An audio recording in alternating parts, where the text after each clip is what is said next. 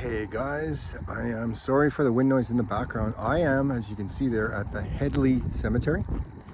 Originally started or got going, I don't know the terminology, in 1905. This spot, it's absolutely fascinating, as is much of this town of Hedley.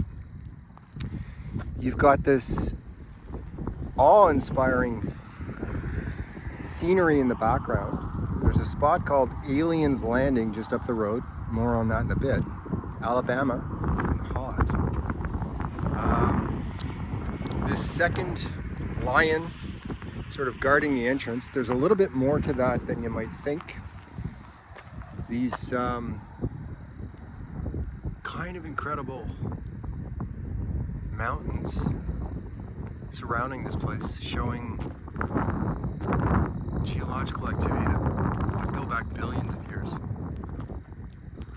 And what caught my eye from the highway was this symbol right here, which we'll get closer to shortly. It's a Masonic symbol. And after reading the info kiosk thing there on the side, it outlines the history of this graveyard with quite a bit of detail. So they list quite a number of what they refer to as known burials. So they know who was in that spot. And there are two sort of designations here. One of them is this Masonic Lodge area. And there's another one that is listed as Moose Lodge. I don't really know much about either Masonic or Moose Lodges, but it's listed in that itinerary information kiosk there. That's a cute one. I've never actually pondered this. This is the Hackett couple, it would appear.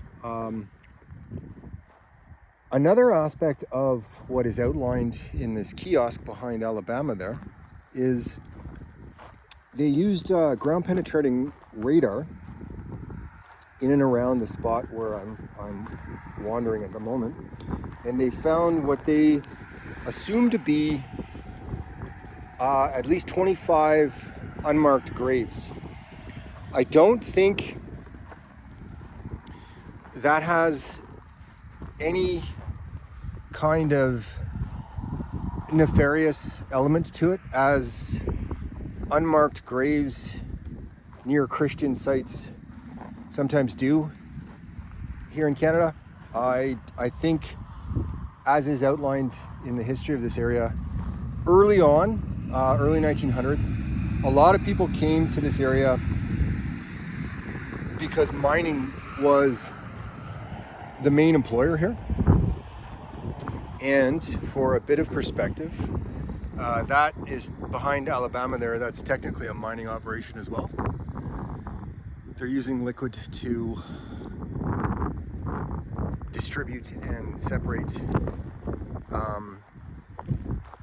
whatever they're mining there. In this area, it's probably gold because there's so much gold. There's also nickel. And early on in this area, these folks arrived here according to that outline, and they came here with very little money. And in those days, communication between folks and their family would have been quite limited. So you had folks that didn't have the means to provide for their burial, and it was up to people of the area, I guess, to cover that. So in those circumstances, you have these, you would have had in the past crosses similar to these we're seeing here, and unmarked graves. That, according to that information back there, like all these crosses right here, they would have long since degenerated, and in that era, I guess it wasn't quite as uncommon for families to not be entirely aware of the final circumstances and resting place for a loved one. This one has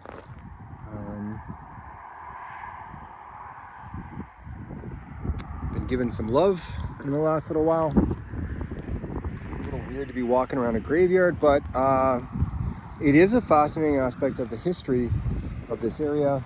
And the history of this area, while I'm sure there were many romantic and very loving relations that took place, the history of this area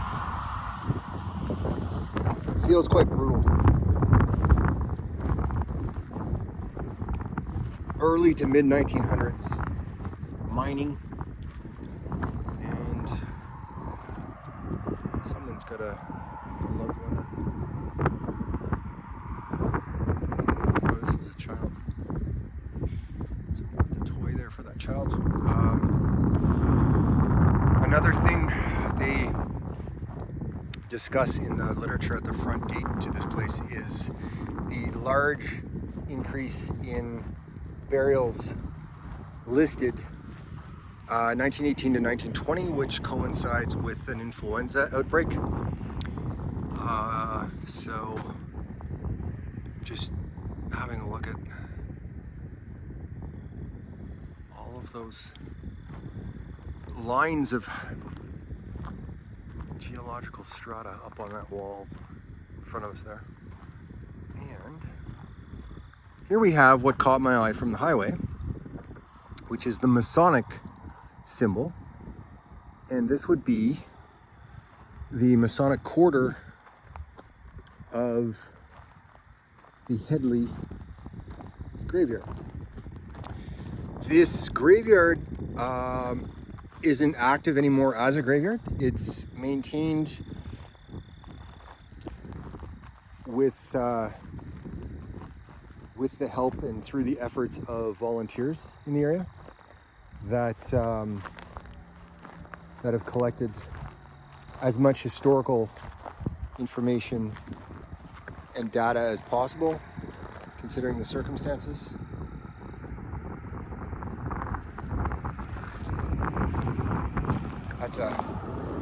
It's a miner's name, Axel Gunner. Don't mess with Axel Gunner. Rest in peace.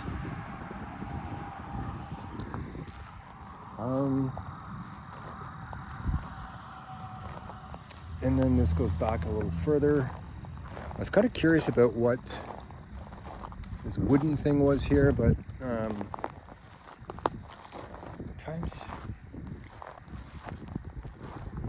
I kind of almost don't want to know what the deal was. And here we have the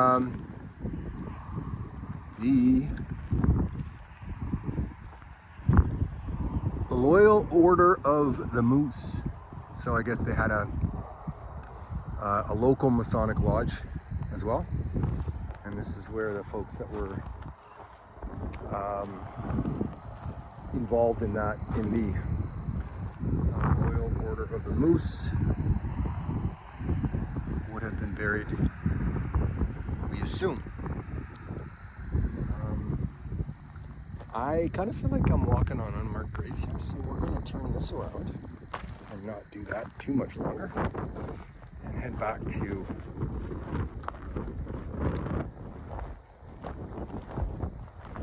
an area of the graveyard that's more clearly defined, we'll say.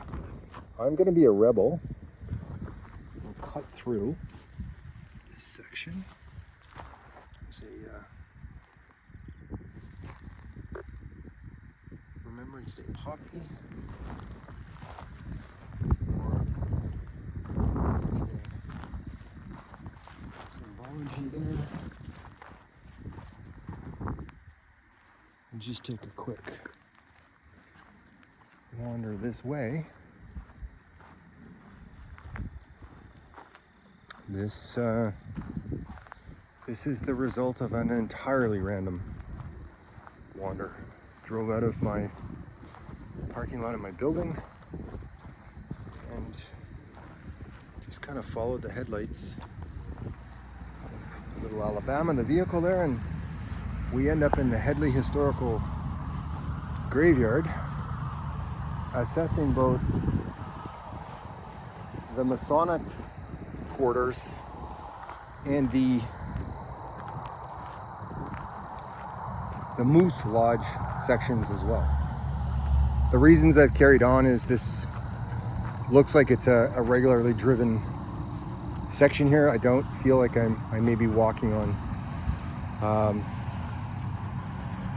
the final resting place of anyone for this little spot. So according to the literature they have at the front gate as you come in, they are looking to raise funds for the maintenance, research, and eventual reactivation of the Hedley graveyard to allow for burials here, and it specifies urns only.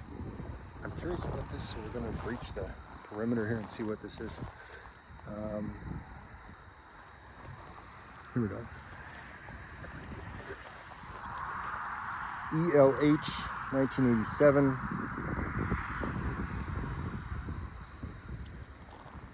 Oh, here we go. E.L. Hildebrand. Some loving commemorative things left there.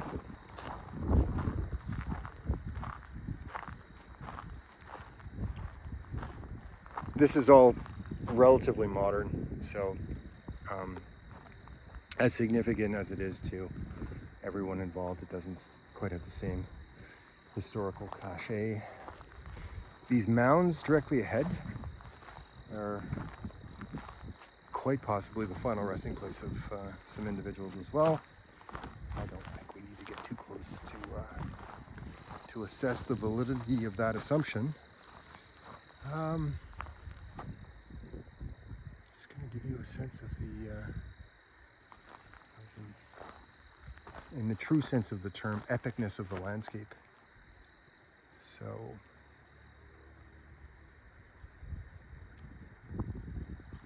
that's how she looks here at the Hedley Cemetery. It's just outside of town towards Karamillas, and there's a sort of a dirt road that sneaks up on you if you ever cared to come and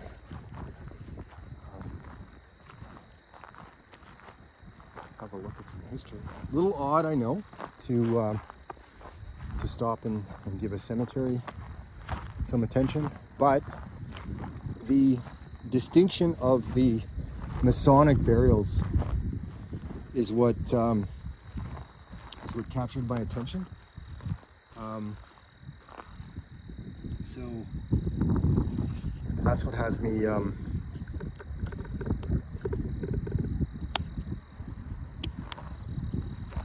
we have a mound which we're not going to walk on, and there's some more here. Yeah, the distinction of the burial sections, as I just outlined, is what initially drew me. And then there is some, as is the case with Hedley, I'm finding more and more often, there's some fascinating history to this. The town has a very unique and diverse past.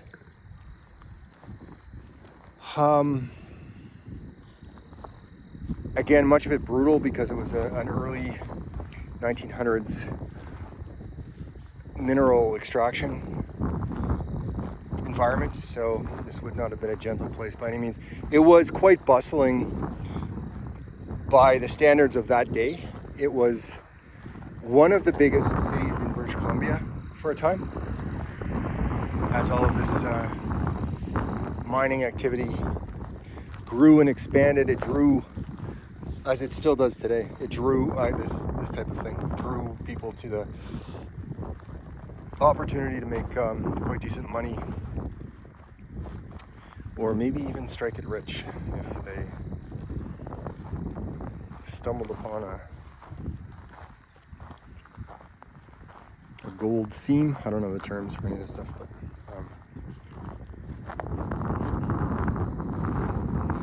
so creeped out on arrival. Not so much now,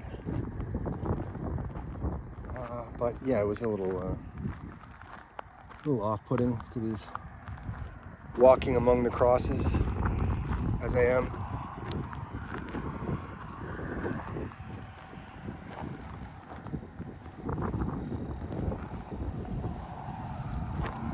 And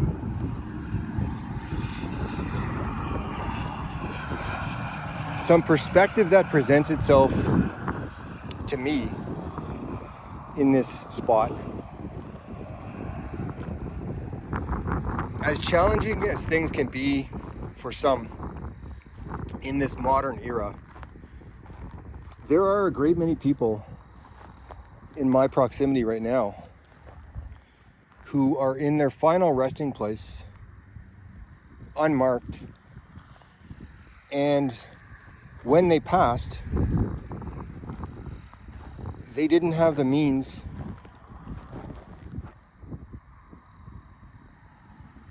for proper burial, so someone else administrated that for them on a minimal level. It would have been a cross similar to this one right here, unmarked.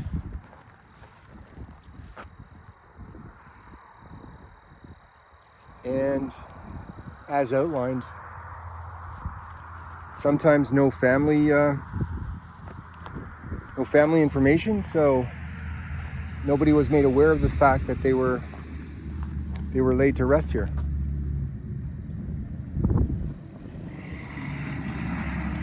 Which certainly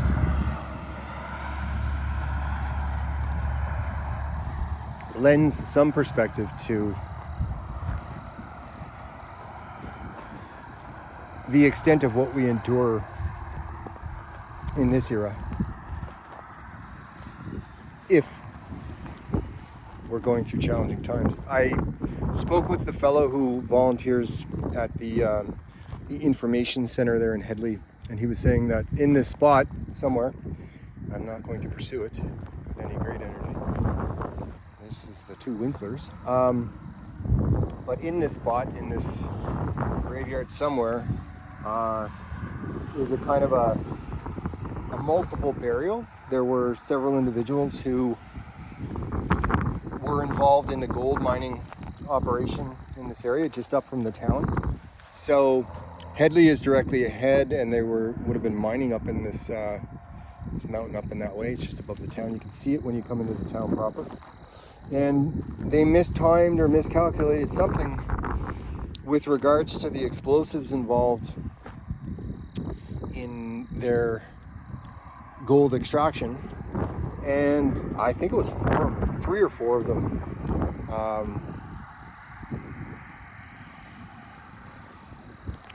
blew themselves up. And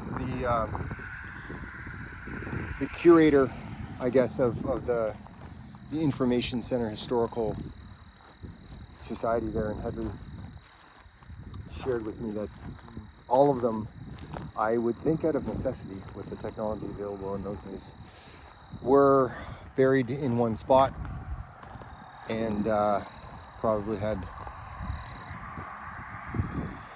the correct number of crosses placed in proximity to where they would have ended up. And that was all she wrote for those individuals, who came to a very quick and unfortunate end in this area. thanks for coming along, guys, on a kind of unusual wander today. I'll see you in a couple days.